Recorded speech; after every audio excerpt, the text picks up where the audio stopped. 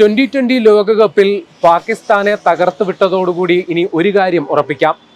Ishan Kishan Indian ദേശീയ ടീമിലെ അവിഭാജ്യ ഘടകമാകും. കുറഞ്ഞ പക്ഷം 2020-ലെങ്കിലും. ഏകദിനത്തിൽ ഇരട്ട സെഞ്ചുറി നേടിയ താരം എന്ന നിലയിൽ ഏകദിന ടീമിലേക്കുള്ള മടങ്ങിവരവും വിദൂരമായിരിക്കില്ല. സഞ്ജു സാംസന്റെ അന്താരാഷ്ട്ര ക്രിക്കറ്റ് കരിയറിന് തിരശ്ശീല വീഴുന്നുവെന്ന തിരിച്ചറിവും ഈ ഘട്ടത്തിൽ മലയാളി ക്രിക്കറ്റ് ആരാധകർക്ക് ഉണ്ടാകും. ശ്രീലങ്കയിലെ പ്രേമദാസ സ്റ്റേഡിയത്തിൽ വേഗം കുറഞ്ഞ സ്പിന്നിനെ അതിരറ്റ് പിന്തുണയ്ക്കുന്ന പിച്ചിൽ നേടിയ ആധികാരിക വിജയം ഇന്ത്യയുടെ മൂന്നാമത് 2020 കിരീടം എന്ന സ്വപ്നത്തിലേക്കുള്ള ദൂരം കുറയ്ക്കുന്നുണ്ട്. പ്രാഥമിക റൗണ്ട് മത്സരങ്ങൾ പൂർത്തിയാക്കി സൂപ്പർ 8-ലേക്ക് പ്രവേശിക്കുന്ന ഇന്ത്യക്ക് ഇഷാൻ കിഷന്റെ മിന്നും ഫോം നൽകുന്ന ആത്മവിശ്വാസം ചെറുതല്ല. മുന്നിലുള്ള ആശങ്ക ഓപ്പണർ അഭിഷേക് ശർമ്മയുടെ തുടർ പരാജയങ്ങളാണ്. അടുത്ത മത്സരത്തിലെ ഒറ്റ പ്രകടനം കൊണ്ട് മാത്രം അഭിഷേകിന് ഫോമിലേക്ക് മടങ്ങി വരാവുന്നതേ ഉള്ളൂ. സഞ്ജു സാംസൺ നമീബിയക്കെതിരെ നേടിയ 8 പന്തിലെ 22 റൺസ് ഒരുപക്ഷെ സഞ്ജുവിന് മറ്റൊരവസരം തുറന്നു നൽകിയാൽ അഭിഷേകിന്റെ ഫോമില്ലായ്മയ്ക്കും പരിഹാരമാകും. സമീപകാല പ്രകടനങ്ങൾ താരതമ്യം ചെയ്യുമ്പോൾ പാകിസ്ഥാൻ ഇന്ത്യക്ക് ഒരു എതിരാളിയെയല്ല. എങ്കിലും പ്രേമദാസ സ്റ്റേഡിയത്തിലെ സ്പിൻ ചതിക്കുഴിയും ഉസ്മാൻ താരിഖ് എന്ന പാകിസ്ഥാൻ താരോദയവും ചെറിയ ആശങ്ക ഇന്ത്യക്കുണ്ടാക്കിയിരുന്നു. ടോസ് നേടിയ പാക് നായകൻ ആദ്യം ബോളിംഗ് തെരഞ്ഞെടുത്തത് ഇന്ത്യയെ സ്പിന്നിൽ വരിഞ്ഞു മുറുക്കി ചെറിയ സ്കോറിൽ ഒതുക്കാം എന്ന പദ്ധതിയുമിട്ടാണ്. അഭിഷേകിനെ ആദ്യം നഷ്ടമായെങ്കിലും ഇഷാൻ കിഷൻ പാകിസ്ഥാന്റെ പദ്ധതികൾ അട്ടിമറിച്ചു. രണ്ട് ടീമുകളുടെയും ബാറ്റിംഗ് കരുത്തിലെ അന്തരം അത് ഇഷാൻ കിഷൻ ആയിരുന്നു. 40 പന്തിൽ നേടിയ 70 റൺസ് ഇന്ത്യൻ ജയം ഉറപ്പിക്കുന്നതായിരുന്നു. പിന്നീട് വന്ന മധ്യനിര ബാറ്റർമാർക്ക് കൂറ്റനടിക്ക് മുതിരാതെ ഇന്നിംഗ്സ് മുന്നോട്ട് കൊണ്ടുപോകാൻ സഹായിച്ചതും ഇഷാന്റെ ഇന്നിംഗ്സ് തന്നെ.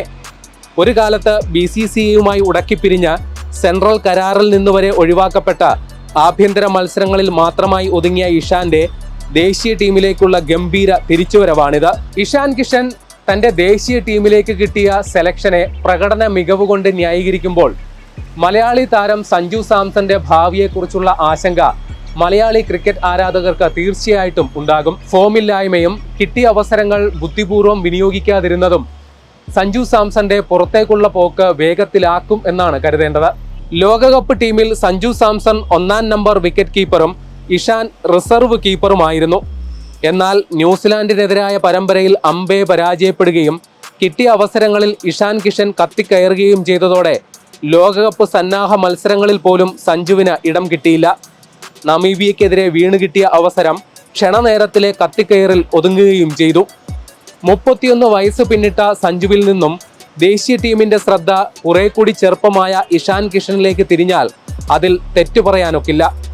വിക്കറ്റിന് പിന്നിലെ പ്രകടനത്തിൽ സഞ്ജുവിനേക്കാൾ വള്ളപ്പാടുകൾക്ക് പിന്നിലാണ് ഇഷാനെങ്കിലും ബാറ്റർ എന്ന നിലയിൽ പുലർത്തുന്ന ഫോമും സ്ഥിരതയും ഇഷാന് മേൽക്കൈ നൽകുമെന്ന കാര്യത്തിൽ സംശയമില്ല. പ്രാഥമിക റൗണ്ടിൽ ഇന്ത്യക്കിനി നെതർലാൻഡ്സിനെതിരെ ഒരു മത്സരം അവശേഷിക്കുന്നുണ്ട്. ഇഷാൻ കിഷന് വിശ്രമം നൽകാൻ തീരുമാനിച്ചാൽ അങ്ങനെയെങ്കിൽ സഞ്ജു സാംസന് ഒരവസരം കൂടി കിട്ടാനുള്ള നേരിയ സാധ്യതയുണ്ട്. എന്നാൽ ലോകകപ്പ് പോലെ ഒരു നിർണായക ടൂർണമെന്റിൽ വിന്നിംഗ് കോമ്പിനേഷൻ മാറ്റാനുള്ള സാധ്യത വളരെ കുറവാണെന്നാണ് പൊതുവെയുള്ള വിലയിരുത്തൽ. നെതർലാൻഡിനെതിരായ മത്സരം അപ്രധാനമായതിനാൽ റിസർവ് ബെഞ്ചിന്റെ കരുത്ത് തെളിയിക്കാൻ തീരുമാനിച്ചാൽ മാത്രമാകും സഞ്ജുവിന് സാധ്യതയുള്ളത്. അല്ലാത്ത പക്ഷം നമീബിയക്കെതിരായ മത്സരം സഞ്ജുവിന്റെ അവസാന അന്താരാഷ്ട്ര മത്സരമായി കണക്കാക്കേണ്ടി വരും. ലോകകപ്പിന് ശേഷം സഞ്ജുവിന്റെ ദേശീയ ടീമിലേക്കുള്ള മടങ്ങിവരവ് ദുർഘടമായിരിക്കും എന്നതിൽ സംശയമില്ല. എന്നാൽ നേരിയ സാധ്യതയുള്ളത് വരാൻ പോകുന്ന IPL സീസണാണ്. IPLൽ ഇഷാൻ കിഷൻ ഹൈദരാബാദിന് വേണ്ടിയും സഞ്ജു സാംസൺ ചെന്നൈ സൂപ്പർ കിങ്സിന് വേണ്ടിയും പാടണിയും.